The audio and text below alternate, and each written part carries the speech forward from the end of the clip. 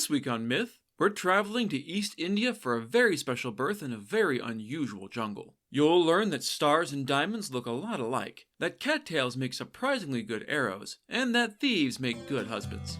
Then, in Gods and Monsters, how far would you go to win a bet with your wife over a pancake?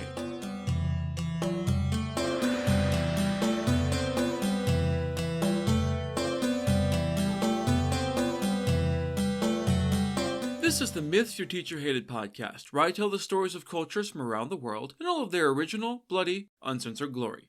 Modern tellings of these stories have become dry and dusty, but I'll be trying to breathe new life into them. This is episode 147, Fire and Pancakes. As always, this episode is not safe for work. This week's story comes from a book of East India fairy tales collected by Hartwell James in 1910. Once upon a time, in the very heart of the dense jungle, there stood a very, very old tree. In fact, this tree was older than any other tree in the forest, and, as such, it had seen a great many things, and developed a surprising amount of wisdom for, a tree. No one really pays attention to the trees, so this tree had learned many secrets. Every spring, it would deck itself out in fresh green leaves and a riot of lovely white blossoms. On this particular year, the tree had outdone itself with its beautiful flowers, especially a special snow-white bud that grew on a lower branch and nearly glowed in the dim forest like a drop of mercury amongst the verdant leaves. The rose apple tree, being a very curious sort, was captivated by this mysterious bud. "I wonder why this bud is so much larger and prettier than the others." The fig tree, who was a shameless gossip, was only too happy to answer. "Why, it's because it holds a secret." "Really? That's amazing. But when will we be able to learn the bud's secret?" There's absolutely no reason for the fig tree to know this, but apparently it did because something gossip. "It will be revealed in the middle of the night during a terrible thunderstorm. By the flashing glare of the lightning, you will see the bud open." That's very specific. I would think the fig tree was talking out of its metaphorical ass. Not sure what part of a tree would count as its ass, but that's not important right now. Except that it's right.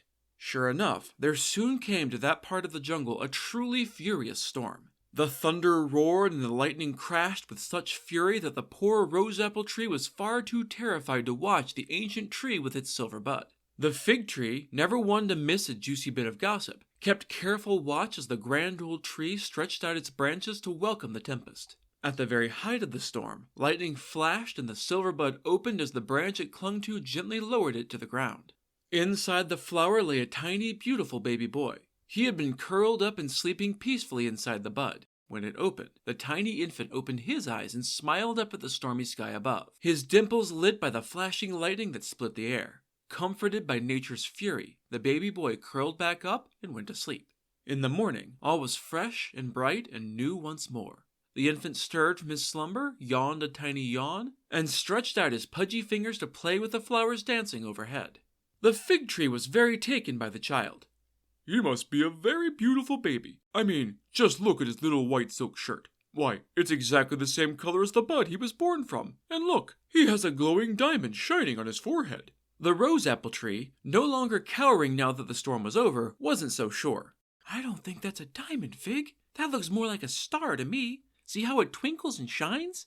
The two trees discussed the matter, but they couldn't decide whether the mark was a star or a diamond. It simply shone far too brightly for them to get a good look at it. By now, the forest fauna was stirring. For reasons that are not explained, the hummingbirds, the parrots, the monkeys, and the jackals all came over to the grand old tree together to look at the baby.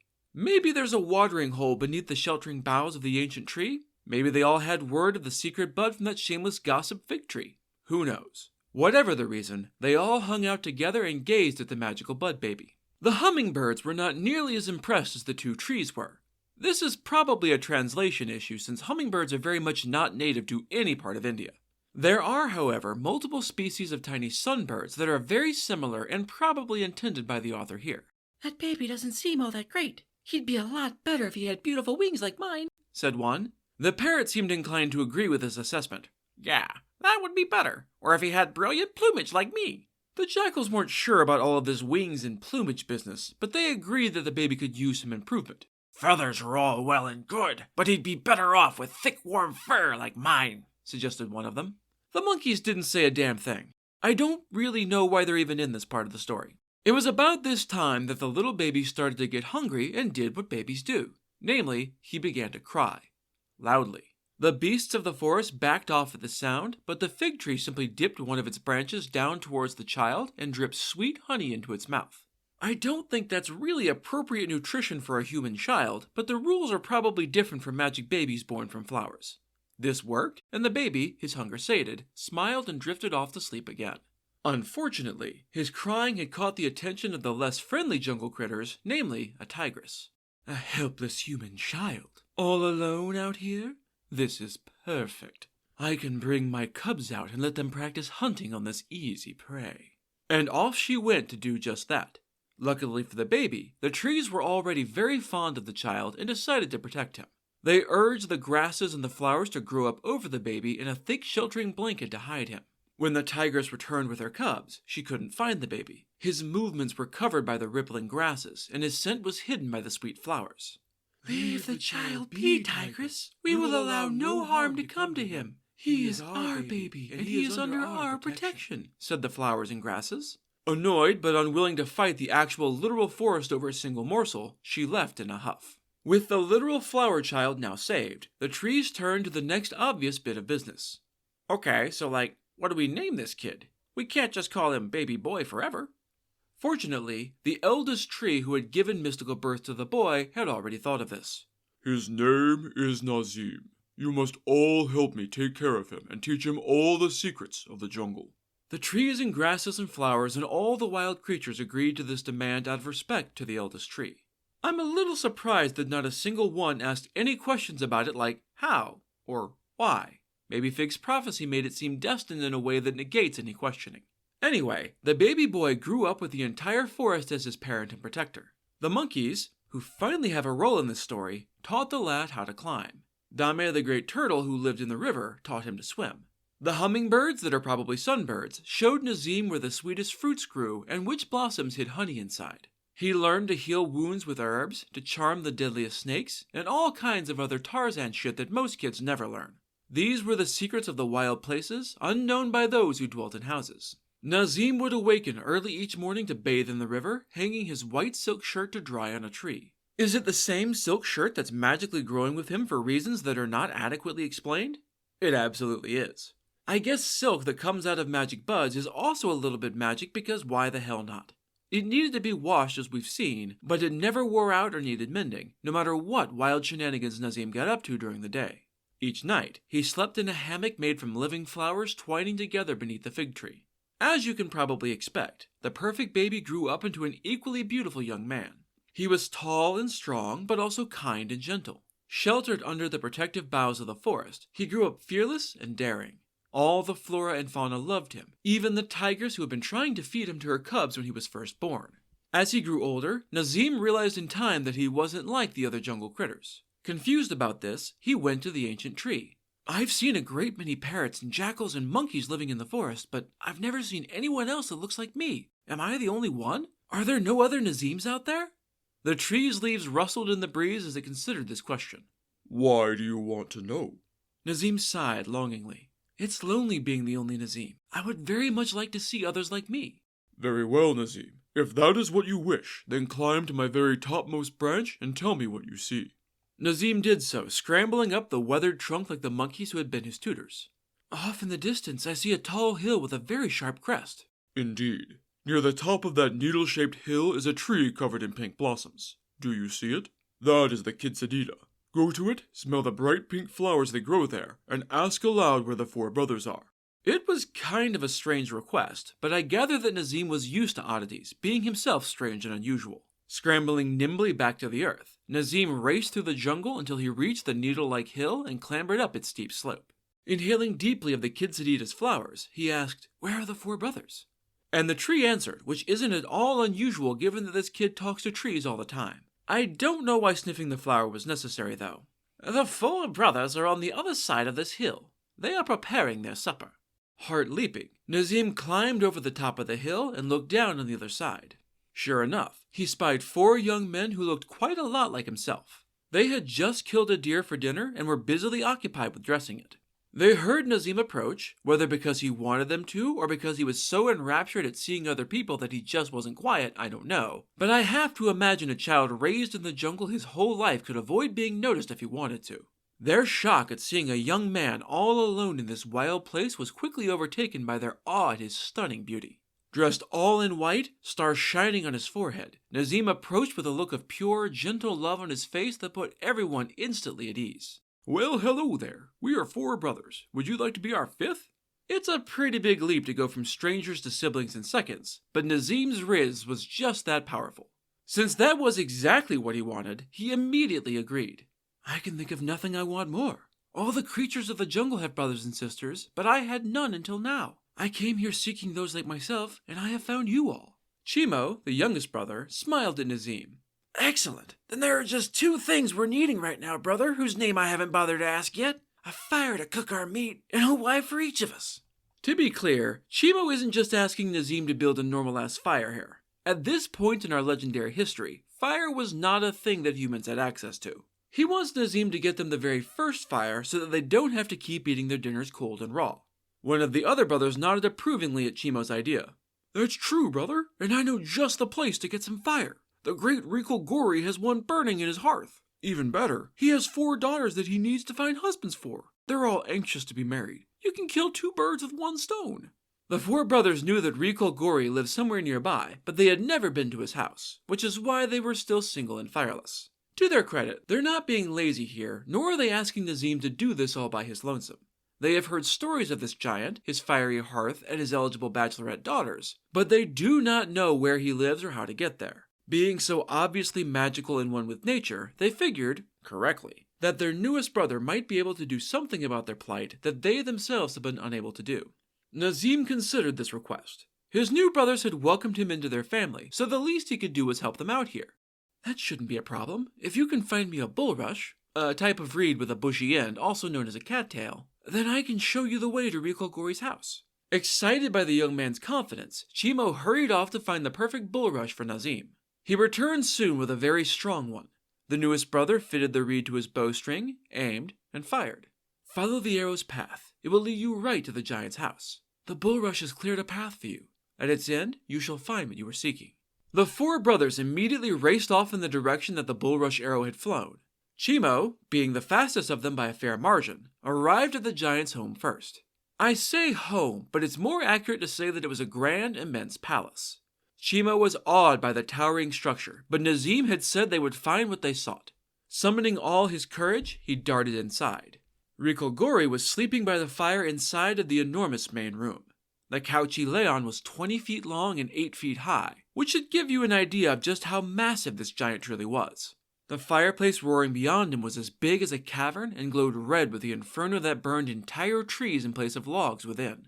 The ceiling of the palace was so high that Chimo could scarcely make it out in the dancing firelight. Taking a deep breath and a scared glance at the sleeping giant, the youngest brother ran as quietly as he could towards the fire. He found a human-sized branch lying beside the fire that had avoided being burned.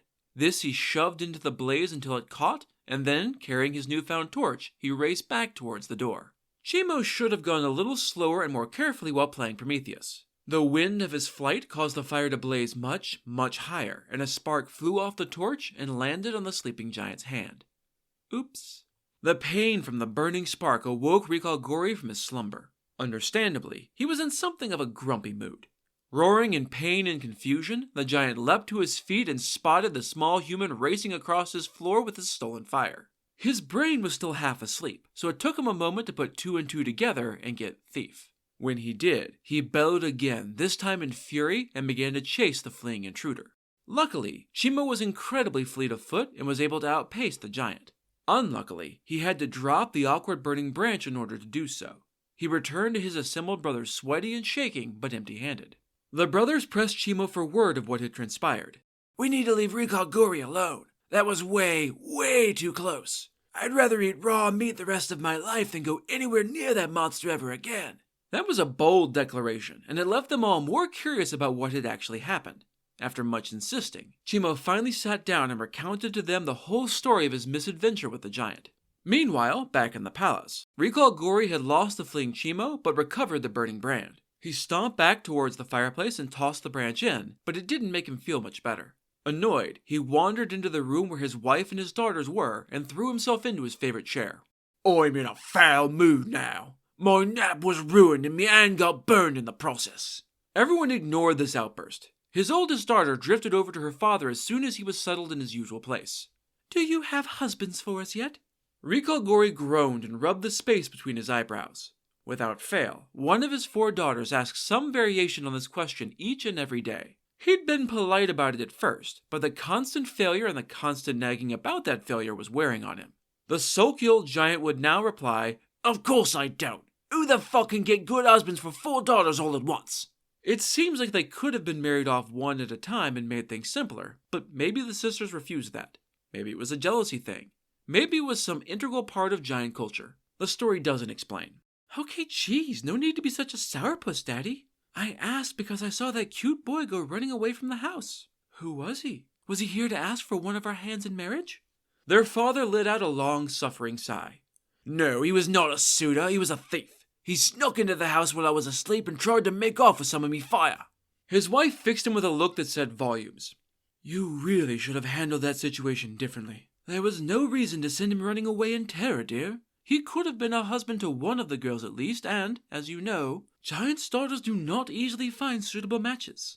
She picked up the bulrush that Nazim had fired to show the way here. See this arrow? It flew into our room this morning, and I have to imagine that more men will come seeking it. You really fucked this one up, husband, and we shall all probably suffer for it. We've seen stories where giants are great violent brutes and their wives live in terror of their rage, but Rikal Gori was not such a giant. His wife had no fear at all of him and proceeded to give him such a furious tongue-lashing at his thoughtless behavior that he was only too happy to escape back to his bed to return to his nap. He fell asleep again soon enough and was awoken again some time later. This time, though, his waking was much sweeter and gentler. Beautiful music was wafting through the room on the breeze, though the giant had no idea where it was coming from. Sitting up and peering around, he finally decided that it must be coming from a tall tree outside his window. It was some of the most incredible music he had ever heard, and it seemed to beckon him to come outside and listen more closely. Entranced, Rikal Gori did just that. Looking up towards the source, he saw the most beautiful young man he had ever seen sitting in a high branch. He was strumming on a lute, the light from the star in his forehead flashing almost in time to the melody. Rikal Gori was utterly focused on the music, but he idly noted that he was not the only audience for this impromptu concert. Dogs, cats, and other furry critters were all sitting together peacefully to listen. The branches around the musician were covered in songbirds who were all, for once, silent, so as to not clash with the young man's playing. As Rikal Gori listened, the music went from slow and soothing to upbeat and merry. It was infectious, and the giant soon found himself lifting up his skirts and dancing. His wife saw him through the window and shook her head in exasperation. Coming out of the house to see just what foolishness he had gotten himself into, his wife took in the scene. What a silly old man you are, husband. But now that she was outside, she too was caught in the spell of the music. Soon enough, she too had lifted up her skirts and was dancing with merry abandon, holding up her sari in one hand like a young girl, while her bangles and anklets tinkled in a merry percussion. When the young man finally drew his playing to a close, the 2 giants applauded approvingly, holding each other and laughing affectionately. Rikal Gori waved up at the young man. Come down from the tree, stranger, so we can thank you properly. We haven't had that much fun in ages. Whatever you want in return, it's yours. Nazim, because of course it was Nazim, smiled broadly. I know just the thing. My 4 brothers would love nothing more than to marry your 4 daughters. And if I could get a firebrand from your hearth for me, then I think we'd all be square. Do we have a deal? The giant couple was thrilled to finally have 4 brides for 4 brothers. It's no 7 brides for 7 brothers, but still pretty impressive, and so agreed readily. One of the daughters came out of the house bearing the bulrush arrow that Nazim had fired, and her mother laughed. I knew it was a true omen, but luckily I was wrong about it being an ill one. Taking as much fine clothing and sparkling jewelry as they could carry on their heads, the 4 giant daughters followed Nazim out to the needle-shaped hill where the kitsadita grew. There, beneath its fragrant pink boughs, the 4 couples were married. They went on to have happy marriages and happy lives. Only Nazim had no wife, which suited him fine. He had no interest in marrying. He's giving me Arrow Ace King vibes right about now. Being wiser than his 4 brothers, all of the couples agreed that the flower child should be their king. A crown was made from the jewels brought by the giant daughters, but none of them shone as brightly as the star set into his forehead. King Nazim ruled wisely and well for many years. I'm not entirely sure what to take away from this story. It has the feel of a Prometheus myth explaining how mankind first got fire. It might also be providing some kind of lineage for a particular line of rulers, descending from Nazim the Starbrowed, but I can't find anything else that seems relevant relating to that name, so who knows? Of course, unless he had also figured out how to have children through the flower method, someone else would have had to take up the mantle of leadership after Nazim's eventual death. That's a problem for another day, because it's time for Gods and Monsters. This is a segment where I get into a little more detail about the personalities and history of one of the gods or monsters in this week's pantheon that was not discussed in the main story. This week's conundrum is the problem of the 5 pancakes. This story comes from Tales of the Sun or Folklore of Southern India, collected by Mrs. Howard Kingscote, one of the pen names for Adelina Georgiana Isabel Kingscote, and Pandit Natesa Sastry in 1890. Long ago, in a small village, there lived a poor beggar and his wife. Being unable to find any actual work at that time, the man would go out every morning with a clean bowl in his hands. Each night, he would return with enough rice in that bowl for the day's meal. It was just barely enough to keep the couple fed, and so they clung to survival on the raggedy edge of poverty. One day, a poor Madhva Brahmin, a member of a Hindu community who followed Sad Vaishnavism and Vaida philosophy, mostly in the northern states of India, invited the pair to a feast. It was apparently well known at the time that Madhvas had a particular fondness for tosai, a savory pancake made from fermented rice batter, and always have them in plenty at their festivities. The writers translated this as muffins, which doesn't seem at all accurate. I'll stick with calling them tosai. During this feast, the beggar and his wife had their very first tosai, and then their second, and third. In fact, they stuffed themselves silly on the delicious dish, having developed quite a fondness of their own. Afterwards, both of them would sometimes sit and sigh wistfully as they ate their meager bowl of rice in the evening, and each knew that the other was dreaming of those delectable pancakes. The woman decided that it couldn't be that hard to make, and so she began to set aside just a little of their rice each day. When she had collected enough, she went to their more affluent neighbor and begged her for just a little of the black pulse, or black lentils, that were essential for making tosai properly. Their neighbor was a charitable sort, and so the woman was able to get the needed ingredient and cook herself a batch of tosai. Her mouth watering, she mixed the rice and the pulse with salt, green chilies, coriander seed, and curds, and set it on the fire to cook. The smell was heavenly as she watched the 5 pancakes she had been able to make begin to brown. She was just scooping the 5th tosai off the fire when her husband returned with his usual bowl of rice. Her husband had been the one out gathering everything they needed all day, sweating and schmoozing to get the alms they depended on, so she set all 5 tosai in front of him despite her own grumbling tummy. To his credit, the man immediately put 2 in front of her and 2 in front of himself, eager to share and share alike. Unfortunately, 5 tosai cannot be evenly divided between 2 people, so what were they to do with the extra pancake? Now, you're probably wondering about now why they couldn't just split the last one and each have 2.5. It's a good question, and the story's answer isn't super satisfying, but at least it actually has one for once. Apparently, the beggar just wasn't a very clever guy, and the idea of dividing the odd tosai just literally didn't occur to him. Partly, that was supposedly because the golden brown tosai was just too perfect to tear into pieces. Even though, that's what's going to happen when you start fucking eating it. Whatever, just accept that they can't or won't divide it. Given that, it left them with quite the conundrum. Who should eat the 5th tosai? The husband, who couldn't come up with the obvious answer, instead came up with this gem of an idea. The quiet game. They would each lie down on a veranda on opposite sides of the kitchen with their eyes closed. The first one to open an eye and speak got only 2 pancakes. The other would get 3. This feels like a competition off a bad reality show, but it was the best idea they had, so the wife agreed to it. Placing the 5 tosai in a pan, the wife covered that with another pan to keep the bugs away and keep them warm. Setting it down in the center of the kitchen and bolting the front door, she went to the west veranda and her husband lay down on the east one. And they both lay there, eyes closed but definitely wide awake, for hours. Neither could risk falling asleep since what if they said something in their sleep? What if they missed their spouse speaking first and losing? Both were ravenous for that 5th tosai, and so neither was willing to lose this game. Hours stretched into days. By the end of the 3rd day, the town had begun to notice that the local beggar had simply vanished.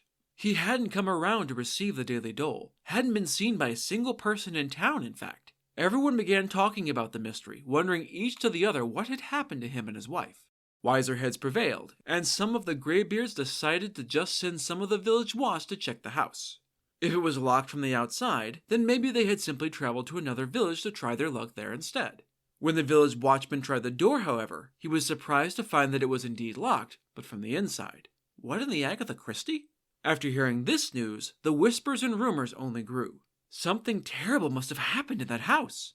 Maybe thieves broke in and, after plundering the house, murdered the 2 inhabitants to keep them silent about the crime, suggested someone. What the fuck is there to steal from the house of the local beggar? Scoffed someone else. The Greybeards were again the wiser council, and decided that there was no sense in idle speculation. They would simply send members of the village watch to climb into the house from the roof.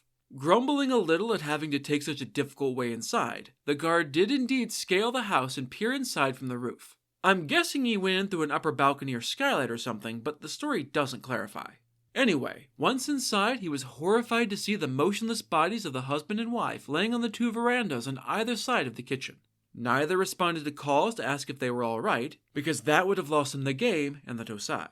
He opened the lock on the door, and practically the whole village rushed in to rubberneck at the disaster. Everyone shook their heads and whispered at what a tragedy it all was. The couple had clearly loved each other very much, and the only bright spot on this dark day was that they had died together. Neither would have to mourn the other. The couple, of course, heard all of this happening around them, but neither spoke up to reassure everyone that they were in fact perfectly fine. The 2 of them were apparently absurdly fierce competitors when pancakes were involved. The town paid to have 2 green litters of bamboo and coconut leaves built to carry the seemingly dead couple to their final resting place, the cremation grounds. Dried dung was piled up around the litters, and each house in the village provided a bundle of firewood to build the pyre. The beggar and his wife were well liked in the village, and so everyone was genuinely upset at their passing. Their funeral and cremation would be a communal affair. In fact, the people loved this couple so much that enough wood was donated to build 2 pyres, one for the man and one for the woman. All was arranged and the 2 pyres were lit. The man's caught faster and burned slightly hotter. It began to lick at his legs, and he realized that maybe, just maybe, an extra Tosai, especially one that had been sitting out for many days now, wasn't worth getting burned alive for. He sat up on the pyre. "You win. I'll be satisfied with just 2 pancakes." The woman let out a whoop of joy and sat up as well. "Hell yeah! Winner, winner, pancake dinner! That extra Tosai is mine. It'll taste almost as sweet as victory." The villagers, having no idea that the couple was playing some very for keeps game, thought the dead had come back to life. I don't know how no one noticed that they were still warm and breathing during all of this, but this village isn't known for its close examination of literally anything, it appears. They fled the apparent zombie apocalypse, leaving the couple alone on their burning pyres with only one brave man there to watch over them. Maybe he didn't believe in ghosts, or maybe he was just interested in asking them about the afterlife. Either way, he stayed put as the 2 climbed out of the fire and walked over to stand with him. They answered his questions, eventually convincing him that they were very much alive, and that this whole absurd ordeal was over a contested Tosai. This brave soul ran back to the village and told them all what had transpired. It was clearly some hilarious comedy of errors, but what to do about the very much alive couple? They had been carried out of the village to the cremation grounds on litters. Their pyres had been lit. There was no way they could come back and live in their old house in the village now. Whether they were ghosts or not, that sort of thing would surely bring ill fortune and destruction down upon the whole village. The elders discussed it amongst themselves, and it was decided to build the couple a small hut in a deserted field just outside the village proper. They were still allowed to come in and visit the village as they always had, so very little actually changed. The one major difference after that was that the couple were known as the Tosai beggars. Their story was famous in that village, and everyone used to bring them stacks of pancakes on a regular basis. After all, hadn't they died, been burned, and returned to life over the desire for a single Tosai? This story is utterly bonkers, and I love it. I don't think even the wildest sitcom stories I've seen have reached this level of absurd coincidence and commitment to the bit to get to the wild ending. It's proof that people have always been weird and have always loved their food. But if your partner offers to see who can pretend to be dead longer over a pancake, maybe don't take it quite this far. I mean, it worked out for the Tosai beggars, but I don't think it would end as happily in real life. That's it for this episode of Myths Your Teacher Hated. Keep up with new episodes on our Facebook page, on iTunes, on TuneIn, on Verbal, and on Spotify. Or you can follow us on Twitter as @HardcoreMyth, on Instagram as Myths Your Teacher Hated Pod, and on Tumblr as Myths Your Teacher Hated. You can also find news and episodes on our website at mythsyourteacherhated.com. If you have any questions, any gods or monsters you'd want to learn about, or any ideas for future stories that you'd like to hear, feel free to drop me a line. I'm trying to pull as much material from as many different cultures as possible, but there are all sorts of stories I've never heard, so suggestions are appreciated. The theme music is by Tiny Cheese Puff. Next time, we're headed to Scandinavia for tales from the indigenous Sami people. You'll discover why you shouldn't trust strangers in the woods, why you should be careful around wells, and why you should always know where your mantle is. Then, in Gods and Monsters, you should really listen to your older brother when he tells you to lay off the gods. That's all for now. Thanks for listening.